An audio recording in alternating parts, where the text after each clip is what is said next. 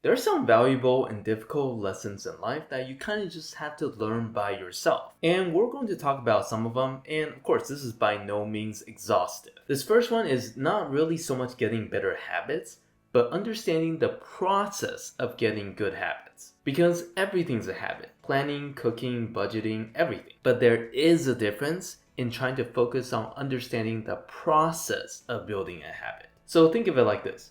Remember the first time you watched a movie? Like any movie, you want to know what's going to happen. Is he going to die? Are they going to end up together? Is there a happy ending? Oh, so cute. You're literally on an emotional roller coaster. But the second time that you watch it, you already know what's gonna happen. Like, yeah, he's almost dead right now, but he'll live. When you're watching the movie, you're much more relaxed and you're just kind of enjoying the experience. And that is what learning the process of building a habit feels like. You know that in the beginning it's going to be difficult. And then gradually you'll start to fall off just like a few more times.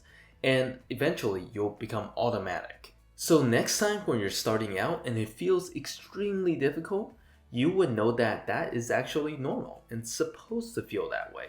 And you won't feel super discouraged. And once you get over that, you'll know how to build many different good habits. If you're looking to become a more independent person that just knows their way around life, hit that subscribe button. This next lesson is going to sound pretty harsh, but you're choosing incompetence. Have you ever had this type of thought before? Like, yeah, it's okay, someone else is going to do it. Or you're always waiting for someone else to tell you that everything is going to be okay. Or you're just waiting for someone else to solve the problem for you. And what happens here is that you become this really passive and needy person. Because if you pay attention here, you're always placing yourself in the position of waiting for something to happen. Independent people, they don't need to wait because they can do it themselves. But I know the common response is, well, I don't know how to do it. Man, people say that so much, which is fair. That's fine. But when someone is helping you out, are you paying attention so that you can make sure that you can do it next time? Because if you say that again next time, that is an excuse. So the mentality that you really have to understand here is that it is always a choice to choose to be incompetent. Because literally, you can start improving at any level. Being independent starts with attitude. Next is that discipline should really be separated from feelings. Hear me out here. How many people do you know that feels like going to work? If our economy was decided by how people feel that day, dude, like the world will crash in like a month. I'd love to see that in a movie, just not real life. So if you're asking yourself, do I feel like being productive and doing really hard things today? There's a very high chance that it will just be no. That's why never ask yourself that question because you'll never feel like doing anything.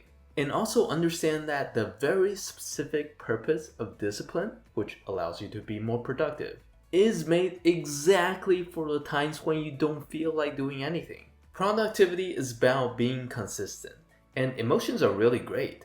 They're just anything but consistent. The last one is if you're always like hesitating or taking a long time to make decisions, it's about clarity. It's either that you haven't sorted out your priorities yet, or you're just emotionally not ready yet. Take for instance, you're driving home from work and you see McDonald's. And that just assume that it's not 20 bucks a meal yet, like it's still at a fair price. You're really hungry, but you know you have healthy food at home. But the burger and fries taste so good and you don't have to cook or clean and you just have to wait like 10 minutes. Just once, it's not gonna hurt, right? In this example, you might either 1, don't really understand how much sugar, fat, chemicals are inside McDonald's, and it's gonna help you gain weight if that's what you're aiming for, and it doesn't exactly help you save money. Or 2, you know what the stakes are, but emotionally you are just not ready to give up McDonald's. And number 2 is where a huge portion of people are staying at. And sometimes you really have to just reach a point where like, I'm done, I'm sick of this, I really want to change, for you to actually commit and just cut it off completely. So a lot of these lessons are definitely tougher to learn, but you have to learn them by yourself so you can grow as a person. Let me know your thoughts and I will see you in my next video.